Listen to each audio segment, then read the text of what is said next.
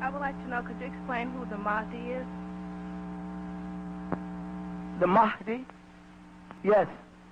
As you know, like, every time a prophet comes, after that prophet, men distort their teaching.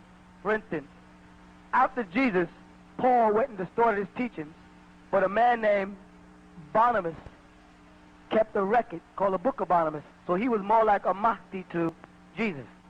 Okay? And Joshua was to Moses, and Elijah was to Ibrahim.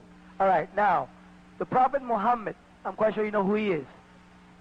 He foretold that after him, from his bloodline, in the 1300s of the AH calendar, which is the Hijra calendar of Islam, the lunar, that a man would rise up as a guide, to guide people back to righteousness. He described them as having a gap between his teeth, a mole on his right cheek, a high forehead, and where he'd be born. He said his mother's name will be the same as my mother, and his father's name will be the same as my father. Now, why do you think he did that? Because he knew the opportunists would seize that to pop up a couple of years ago. I'm the Mahdi. He made it so impossible for anybody to claim it without the aid of nature. Okay? What happened is, after the Prophet Muhammad, the Red Arab took control of Islam and suppressed the Black Arab, which was his relatives. All right? And those Arabs from his other wife, Aisha, Abu Bakr, they suppressed the Black Arabs and took control of the Khalifaship, the successorship. So by the time the Mahdi was born, they thought they had already liquidated that part of the family, because there was what they called the Abbasid dynasty, which was the Prophet Muhammad's uncle. And they chased the Fatimites, which was the Prophet Muhammad's daughter, out of Arabia and up into Egypt, and then down into a place called Dongola or Donagla in Sudan. And they both settled there. The Abbasides became known as the Khadmiya sect in Sudan, and the Fatimites became known as Dongolawe or the Mahdiya, because in that spot, a place called Labub in Sudan, a boy just happened to be born to a boat builder, and the Prophet Muhammad's father's name was Abdullah, and his Prophet Muhammad's mother's name was Amina, and a coincidence was that this boy, right, his father's name was Abdullah, and his mother's name was Amina. So, his father and them named him Muhammad, right, because his father's name was Ahmed Abdullah.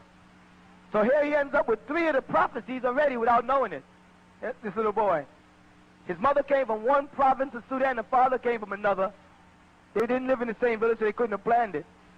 And they gave birth to a son, and they named him Muhammad, which is the same name as the prophet. So 2 things are covered. His mother's the same, the father's the same. But that's easy to do.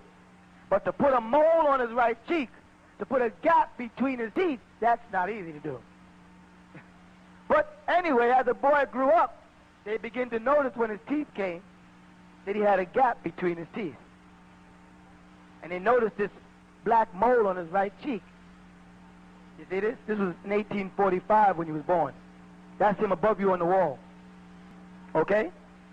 Now what happened is that another whole big, juicy problem. You know what it was? His freckles were too close. They thought he was going to be a pale Arab. They never thought he was going to look like that man behind you on the wall. So the Arab world at the time was being governed by the pale Arab. They ruled it. And they wasn't about to bow down to him the same way Iblis was not about to bow down to Adam. So they opposed him. They tried to do it verbally, but he was too eloquent. Follow that in the scriptures? And he had the power of miracles. He was able to make things happen that they couldn't understand. Like, they sent a whole bunch of shuyukh, which is elders from different groups, to come to the village where he was at to debate with him. And on the way, all they saw was on every leaf his name written. As they were traveling towards him, they saw Muhammad Ahmed is the Mahdi on the leaves. Right? People to this very day have collected these leaves older people, and I've seen it with my own eyes. They have them. All right? This frightened them.